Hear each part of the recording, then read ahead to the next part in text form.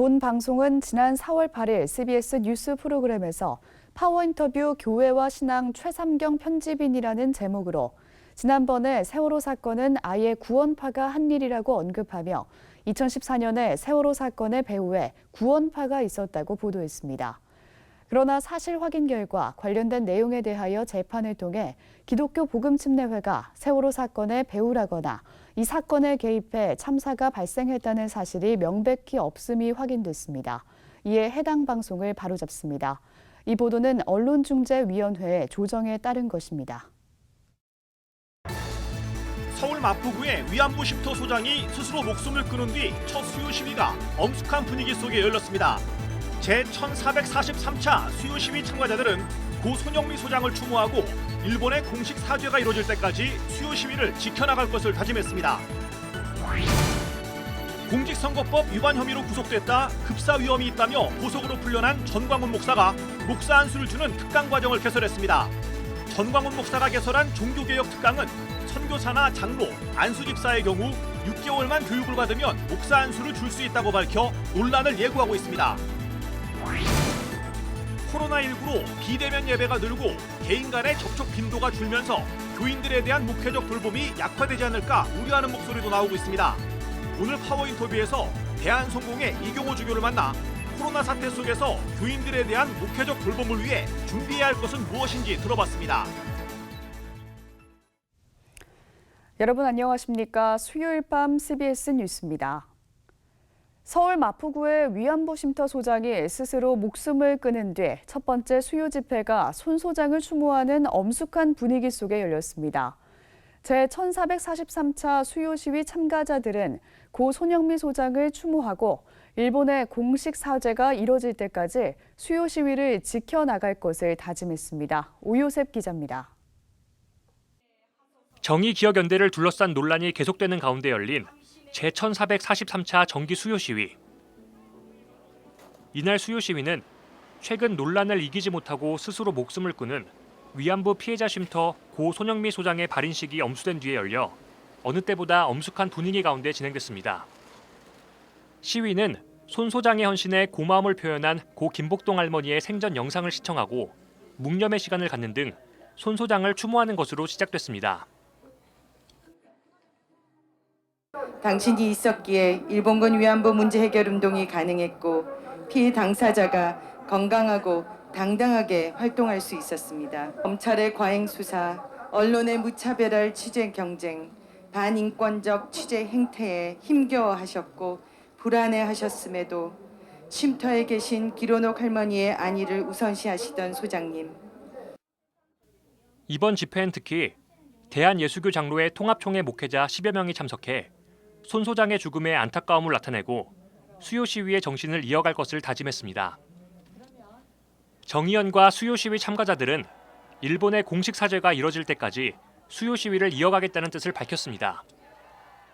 최근 논란으로 소녀상 철거와 수요 집회 폐지 등 극우적 목소리가 커지고 위안부 운동 자체가 폄훼되고 있다는 우려가 나오는 가운데 이들은 위안부 운동을 끝까지 지켜나가야 한다고 주장했습니다.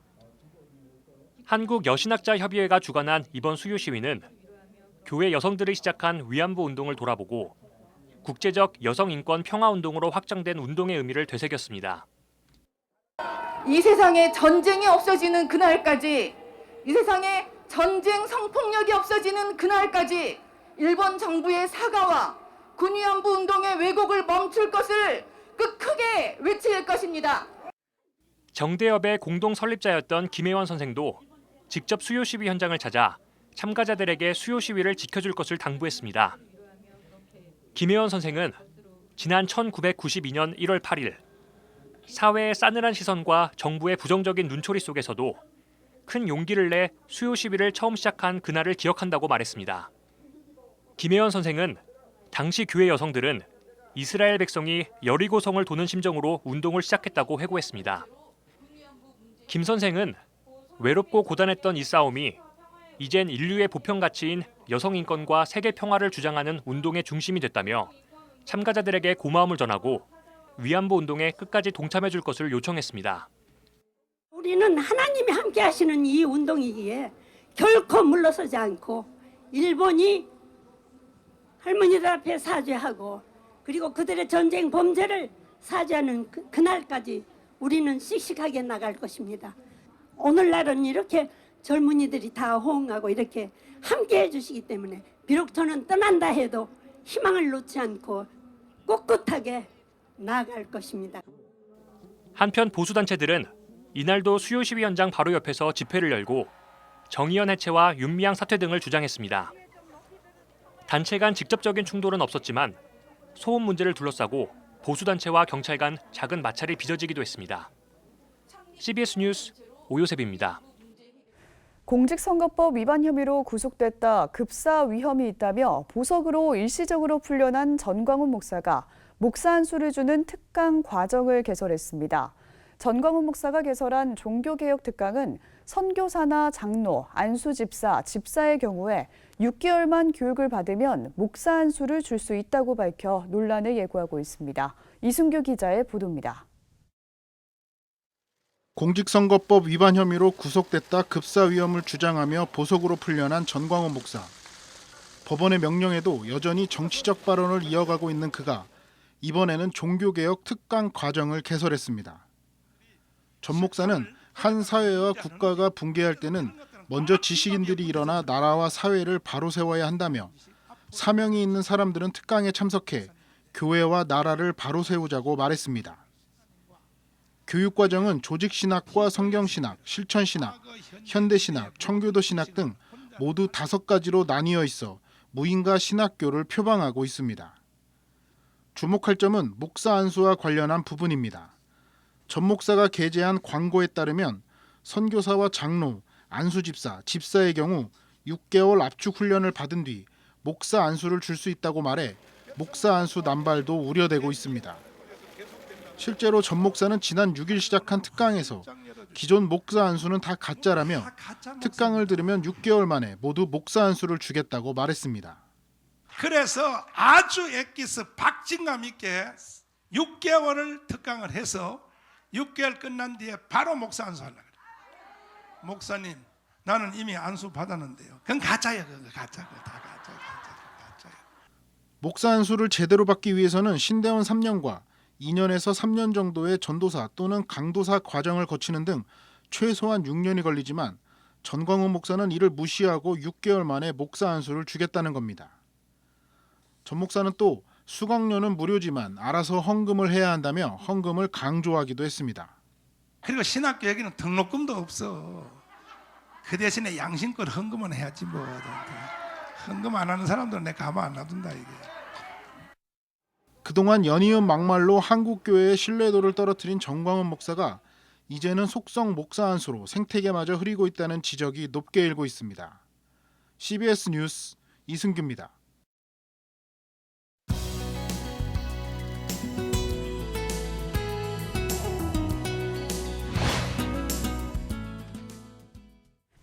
코로나19 사태가 장기간 지속되면서 비대면 예배가 늘고 개인 간의 접촉 빈도가 줄어들고 있습니다. 이에 따라 교인들에 대한 목회적 돌봄이 약화되지 않을까 우려하는 목소리가 적지 않은데요. 오늘 파워인터뷰 시간에는 대한성공회 이경호 주교를 만나서 코로나 사태 속에서 교인들에 대한 목회적 돌봄을 위해 준비해야 할 것은 무엇인지 들어봤습니다. 고석표 기자입니다. 주교님 안녕하십니까? 네, 반갑습니다. 네, 지금 코로나 국면이 좀처럼 잦아들지 않고 있는데요. 대한성공회의 경우 어떻게 준비하고 있는지 좀 말씀 좀 해주십시오. 네, 지난 3개월 동안 우리 교구는 아마 8번 정도의 삼복서신을 보낸 것 같아요. 예. 지역교회가 사회적 거리두기뿐만 아니라 정부가 요구하는 그런 지침에 따라서 잘 협조해라 하는 예. 그런 공문을 8번 보냈고요. 그래서 지금 거의 대부분의 교회가 어쨌든 국민의 생명과 또 안전을 위해서 최대한 할 수 있는 협조를 했으면 좋겠다. 그리고 교회의 공공성을 더 높이 회복하는 시간으로 삼으면 좋겠다 해서 아마 거의 대부분 교회들이 지금 정부가 요구하는 그런 안내에 따라서 뭐 거리두기, 예. 그다음에 또 손 씻는 일, 네. 또 마스크 착용, 예. 그리고 분산시켜서 하는 예배. 예. 그래서 뭐 대성당 같은 경우도 8시, 10시, 12시, 오후 2시, 4시 이렇게 분산시켜서 예. 예배를 드리고 있습니다. 예. 이 코로나 사태를 맞으면서 코로나 사태 이후에 교회들이 어떤 준비를 해야 될까 이렇게 관심이 많은 것 같습니다. 성공회를 포함해서 한국 교회가 코로나 사태 이후에 어떤 것들을 좀 준비해야 한다고 보시는지 좀 개인적 생각이 있다면 좀 말씀해 주십시오. 중요한 일들은 우리가 함께 모여 있을 때나 떨어져 있거나 어떻게 신자로서 그리스도의 몸 일치를 이룰 건가 하는 것들이 굉장히 중요한 일 같습니다. 자주 만나지 못하지만 우리 모두가 주님을 중심으로 그리스도의 몸을 이루고 있는 지체다. 그리고 함께 소중한 신자로서의 어떤 일체성, 연대성을 이루고 있다 하는 것들을 어떻게 확인시킬 것인가 하는 것들이 굉장히 중요한 과제고, 아마 성공회뿐만 아니라 모든 한국 교회는 그런 신앙적 일치, 연대성을 어떻게 이루도록 안내할 건가 하는 것들이 굉장히 중요한 과제라고 생각하고요. 그 문제에 대해서 특히 이제 뭐 여러 가지 방역 지침을 지키지만 제각기 홀로 존재하는 존재가 아니라 그리스도의 몸을 중심으로 어떻게 하나를 이룰 건가. 만나지 못하더라도 네. 영적으로 신앙적으로 서로 소통하면서 그런 일체성을 확인하고 또 서로 격려하고 지지하는 그런 관계를 더 견고하게 할 것인가 하는 것들이 아마 중요한 과제가 아닐까 싶습니다. 예. 이제 앞으로 지금 이제 이런 인터넷 시대를 지나면서 비대면 예배가 네. 더 활성화될 것 같은데 네. 이렇게 비대면 예배가 많아지고 개인 간의 친교가 줄어들게 될 경우 그러니까 목회적 돌봄이 좀 약화되지 않을까 그런 우려가 많은데 이 목회적 돌봄에 대해서는 좀 어떻게 생각하시나요? 그렇죠. 이제 아마 코로나19로 지금 실제적으로 더 외롭고 또 불안하고 또 힘든 시간을 보내는 분들이 굉장히 많을 거라고 생각합니다. 그런 의미에서 모든 신자들이 홀로 있지 아니하고 뭔가 동반자 관계, 예. 영적 친교적 관계 이런 것들을 형성해서 예를 들면 2명, 3명 가정 단위로 해서 끊임없이 서로 격려해주고 기도해주고 또 축복해주는 그런 신앙적 어떤 동반자 관계를 예. 형성하는 것도 굉장히 중요하다고 생각하고요. 교회도 그동안에 계속 만나는 것으로 뭔가 해왔지만 비대면 신방 프로그램 같은 것도 만들어서 정기적으로 목회자가 신자와 함께 접속해서 간단한 예배를 드리면서 삶의 문제를 함께 공유하고 또 함께 기도해주는 그런 프로그램도 함께 개발했으면 좋겠다 하는 생각이 있고요. 특히 이제 뭐 정해진 시간, 예를 들면 아침, 저녁 어느 특정한 시간에는 우리 모두가 함께 기도한다. 그리고 함께 뭔가 하루에 한두 번 정도는 서로 문자를 주고받는다 하면서 홀로 있지 아니하고 어떤 깊은 소통, 교감을 하는 그런 목회적 장치들을 좀 더 세밀하게 해야 되지 않을까 하는 생각을 하고 있습니다. 예. 이번 코로나 사태를 겪으면서 사회 전반적으로 많은 생태 변화를 겪고 있는데 이번 코로나 사태를 계기로 우리가 돌아보고 이렇게 반성해야 될 점 이런 것들은 좀 어떤 게 좀 있을까요?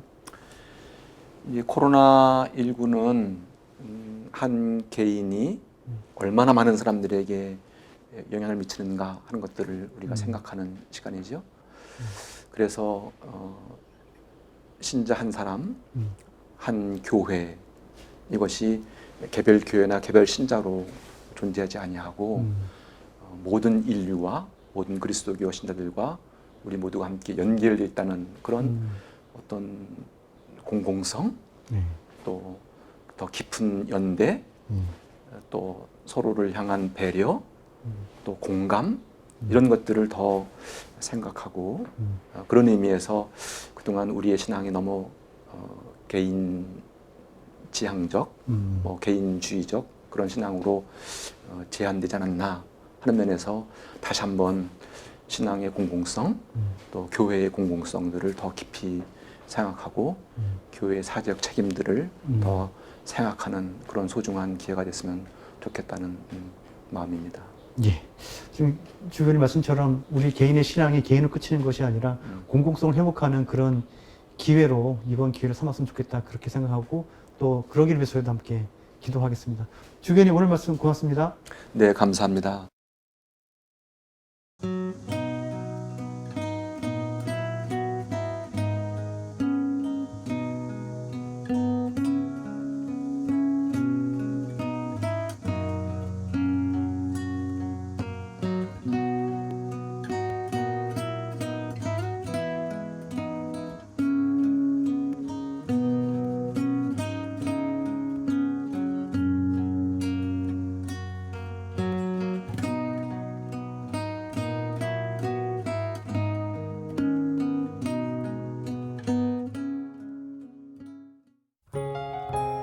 내일은 전국에 아침까지 비가 내리겠습니다. 이 비는 아침 사이 대부분 그칠 것으로 보이지만 전라도와 경상도 내륙엔 오후까지 이어지는 곳도 있겠습니다. 내일 아침 최저 기온은 19도에서 22도, 낮 최고 기온은 25도에서 33도로 예상됩니다. 오늘 준비한 소식은 여기까지입니다. 함께해 주신 여러분 고맙습니다.